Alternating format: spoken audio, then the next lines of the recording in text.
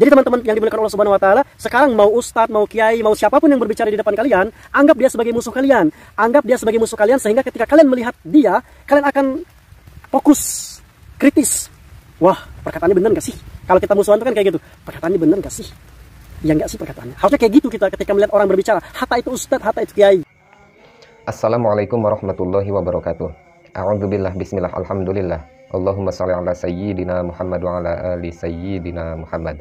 Para dulur sadaya yang dimuliakan Allah Subhanahu wa taala, mudah-mudahan kita semua selalu dalam lindungan Allah Subhanahu wa taala. Amin. Baik para dulur, di sini saya akan menanggapi sebuah video seorang anak muda yang menganut paham Wahabi bernama Safas. Sangat disayangkan para dulur sadaya. Dia berkata bahwa di Indonesia ini tidak ada satupun pesantren yang menganut paham Wahabi katanya. Tidak ada.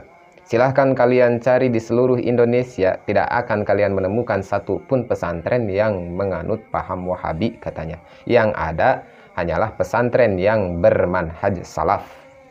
Dia tidak sadar para dulur sadaya. Yang mereka akui sekarang, mereka mengaku bahwa mereka itu bermanhaj salaf. Tapi kalau kita lihat dari kenyataannya, para ustadz-ustadz mereka itu ketika menyampaikan kajian, kebanyakan mereka itu keluar dari prinsip-prinsip ulama salafun sholeh. Yang kedua, Safas ini mengatakan bahwa Wahabi itu memang sesat katanya. Orang yang menganut paham Wahabi itu memang sesat. Karena apa? Wahabi itu pahamnya radikal. Wahabi itu pahamnya paham khawarij. Sementara kami adalah bermanhaj salaf. Kami tidak seperti itu katanya. Banyak sekali dia berbicara, diantaranya berbicara masalah akhlak, berbicara masalah tauhid, berbicara masalah keilmuan, sok mengerti, sok tahu gitu. Dia berbicara bahwa kami tidak seperti itu, orang-orang Wahabi itu memang sesat katanya, karena berpaham radikal. Kalau kita lihat, ustadz-ustadz mereka ketika menyampaikan dakwah, ketika menyampaikan ceramah kepada umat, kebanyakan mereka itu mudah untuk menyesatkan sesama muslim, mudah untuk menyesatkan amaliyah orang lain, mudah untuk menyalahkan orang lain, mudah untuk mengkafirkan sesama saudara seiman dan seislam. Kalau kita tidak menyebut mereka itu radikal, terus dengan kenyataan seperti itu mau kita sebut apa? Ada orang yang mengkaji sifat 20, mereka bantah dengan alasan baginda Rasulullah SAW tidak pernah mengkaji sifat 20. Para sahabat, para tabi'in, atba'u tabi'in tidak pernah mengkaji sifat 20. Makanya yang mengkaji sifat 20 hari ini adalah orang-orang tersesat. Apakah itu yang dicontohkan ulama salafun sholeh? Kalau pemahaman seperti itu tidak disebut radikal, mau kita sebut apa? Mudah untuk menyalahkan orang lain. Ada orang yang membaca sholawat, mereka sesatkan, mereka batilkan, mereka bid'ahkan. Ada orang yang membaca maulid, ada orang yang membaca berjanji, mereka salahkan pula. Ada orang yang berziarah kubur, mereka salahkan pula. Ada orang yang bertahlil, mereka salahkan pula. Yang lebih lucunya, ada orang yang berdoa setelah sholat, mereka salahkan. Kalau tidak disebut radikal, lalu disebut apa pemahaman seperti itu? Mereka tidak mengakui bahwa mereka adalah orang yang menganut paham radikal. Mereka tidak mengakui bahwa mereka adalah orang-orang yang menganut paham khawarij. Di antara ciri-ciri orang yang menganut paham khawarij adalah gampang untuk memonis kafir kepada orang lain, gampang untuk memonis sesat kepada orang lain, dan gampang untuk memonis syirik kepada orang lain, padahal belum tentu. Belum tentu orang yang berziarah kubur dia itu melaksanakan pekerjaan yang syirik, belum tentu. Orang yang membaca tahlil, orang yang berdoa setelah sholat, orang yang membaca sholawat, orang yang membaca berjanji, orang yang mengkaji sifat 20, belum tentu mereka itu lebih salah daripada kita. Masih mengaku bahwa kalian itu bukan orang-orang radikal. Terus apalagi yang lebih bahaya, para dulur sadaya, Safas ini mengatakan bahwa seandainya ada seorang kiai atau seorang ustadz berbicara di depan kita, anggap oleh kita itu adalah musuh kita. Artinya apa? Kita harus kritis dengan apa yang disampaikan oleh orang tersebut, hatta itu kiai, hatta itu ustadz. Ini pemahaman yang sudah melenceng jauh dari akhlak para sahabat baginda Rasulullah Shallallahu Alaihi Wasallam. Kenapa saya katakan seperti itu? Karena akhlak yang dicontohkan oleh sahabat baginda Rasulullah Shallallahu Alaihi Wasallam, Sayyidina Ali karamallahu wajhah pernah berkata, "Ana abidun man alimi harfan wahidan." Kata Sayyidina Ali, aku adalah hamba. Aku adalah abid, hamba sahaya.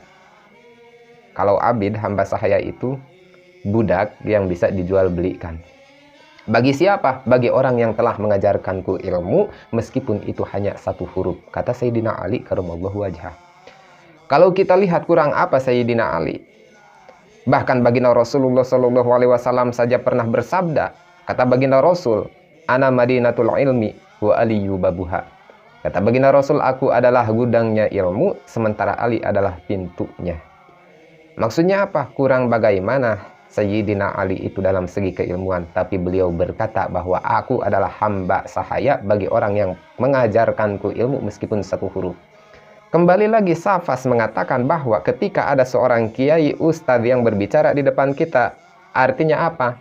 Mengaji, berceramah, menyampaikan ilmu, menyampaikan mau'idhah, kita harus bersifat kritis. Kita harus berpikir kritis, anggap kiai tersebut dan ustadz tersebut adalah musuh kita. Kalau kita ingin mengikuti akhlaknya para sahabat baginda Rasulullah Shallallahu Alaihi Wasallam, ingin mengikuti akhlak tabiin, atba'ut tabiin, ulama salafun saleh, tidak harus seperti itu dulur.